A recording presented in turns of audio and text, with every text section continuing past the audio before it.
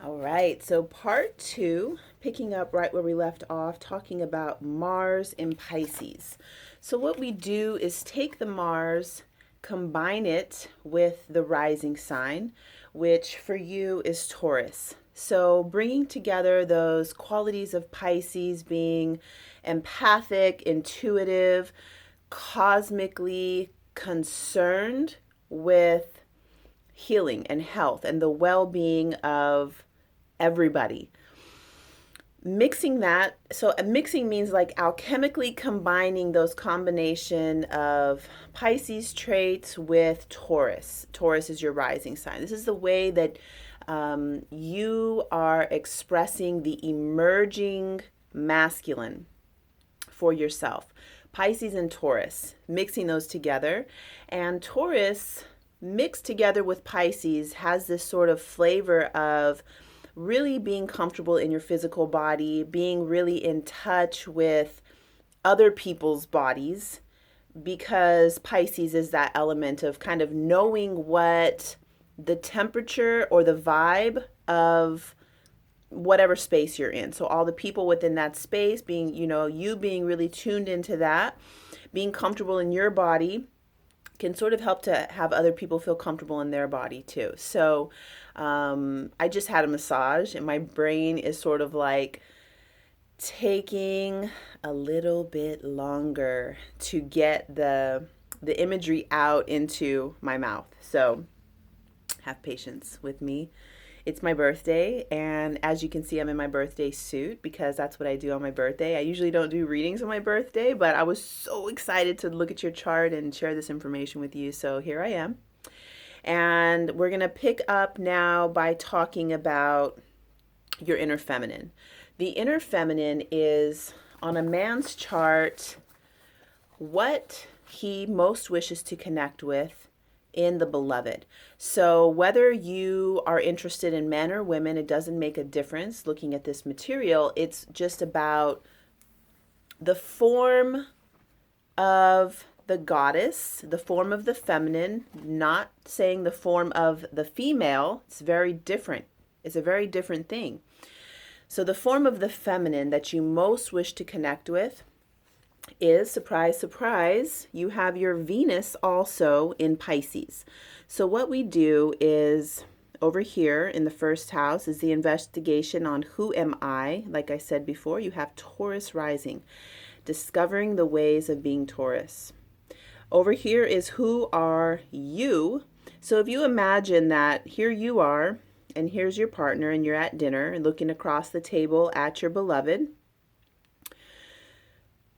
this is like what you're investigating, and it's the mysteries of Scorpio. So what we do is mix your Venus with Scorpio, combine those two together. If you're reading that manuscript I sent you, there's a lot of really good work on this because this has been some of the most life-changing material for me to unite my feminine and masculine energy within myself and have this sort of what is called the sacred marriage, bringing together the masculine and feminine energy within yourself, which is something that I love Tantra for. And so for you, Pisces and Scorpio. And it's funny, my inner beloved is also the same. I also have Pisces Scorpio as my inner beloved. And this is considered one of the more challenging things to connect with for a lot of reasons. So I'm going to get into those reasons, but first let me talk about the relationship axis because we do have the exact same relationship axis, learning or rising into Taurus and descending into Scorpio. So this is about the descent. Why on earth would I ever want to be in a relationship? For this particular axis, it's about feeling maximum life force energy. So your path, like mine, is called the path of Tantra. So for this relationship axis, you don't want to marry your best friend. And not necessarily saying you won't marry your best friend. It's just that people who say they're going to marry their best friend usually have Libra rising or Pisces rising, Virgo rising, or Aries rising. They'll marry their best friends. But for you, having Taurus rising, you want to marry your sensual goddess. You want to marry the tantrika. You want to marry somebody who turns you on charges your batteries, is electrifying to you.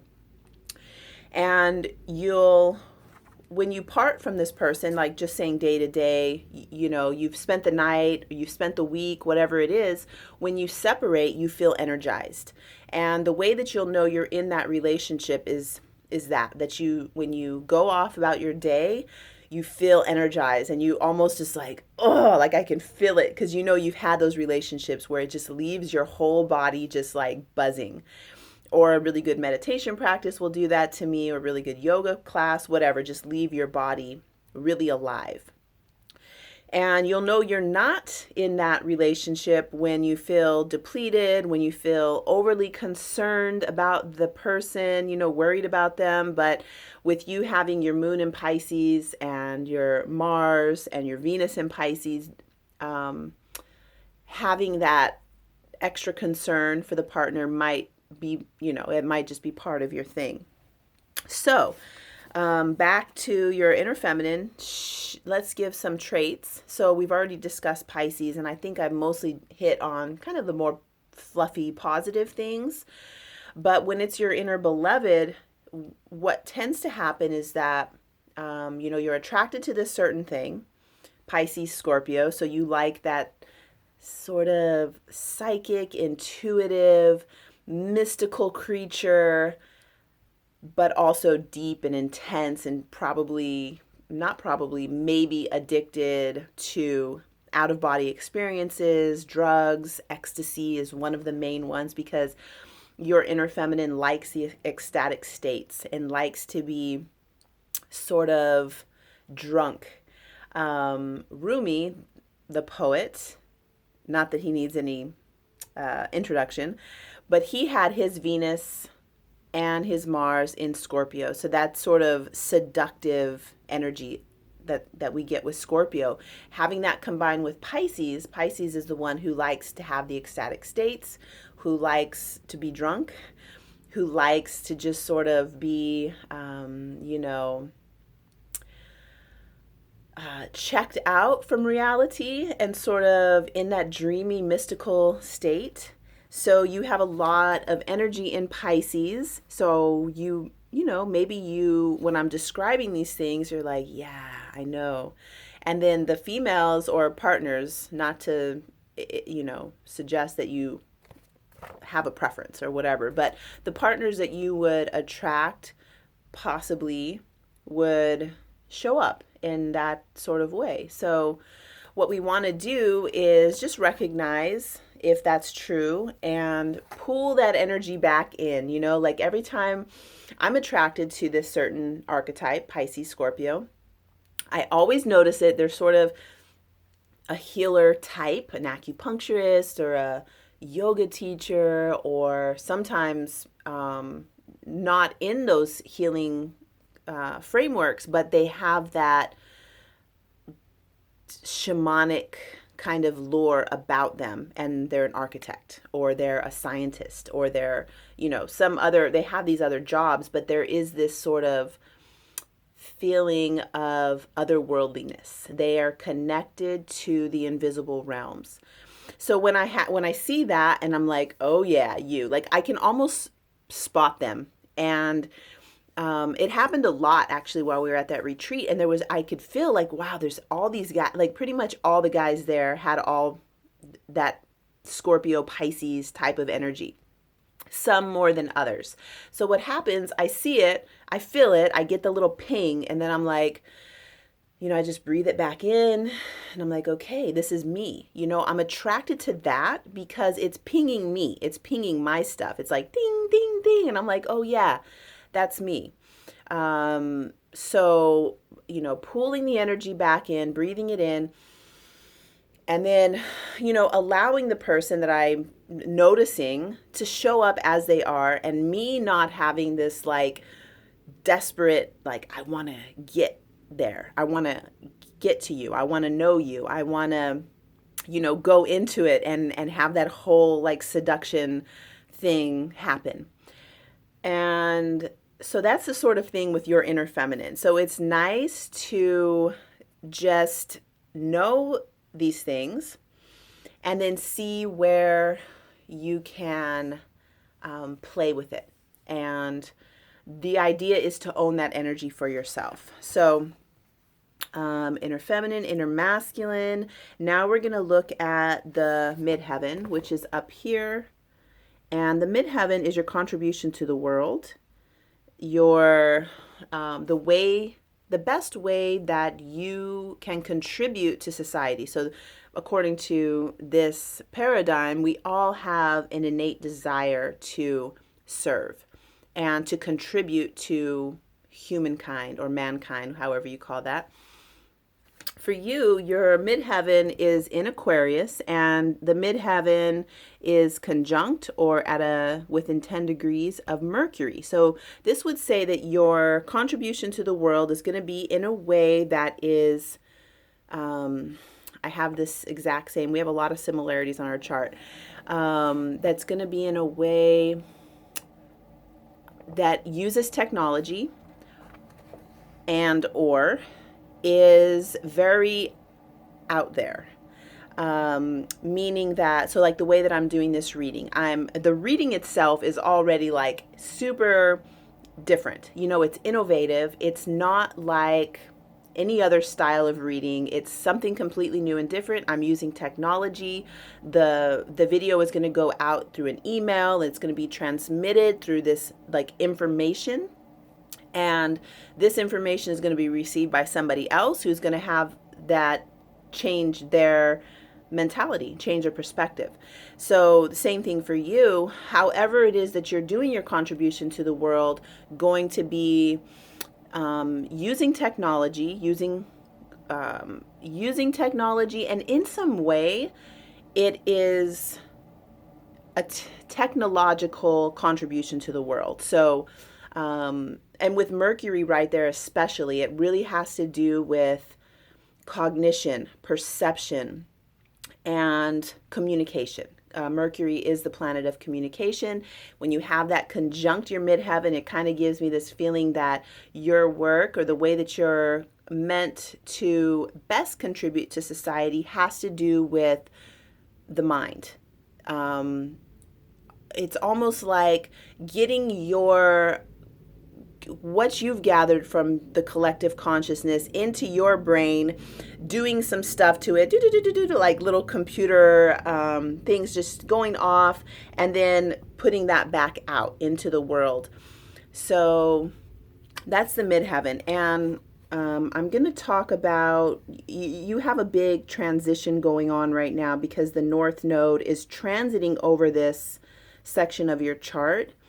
And down here is the Holman Routes. Holman Routes is basically what, at the end of the day, when you're in your bed and you're going to sleep, what do you most need to feel at home within your body, within your heart? And for Leo, and that can expand out to your bedroom, to your house. For Leo on the Holman Routes, they want to feel royal, self-loving, self-sufficient.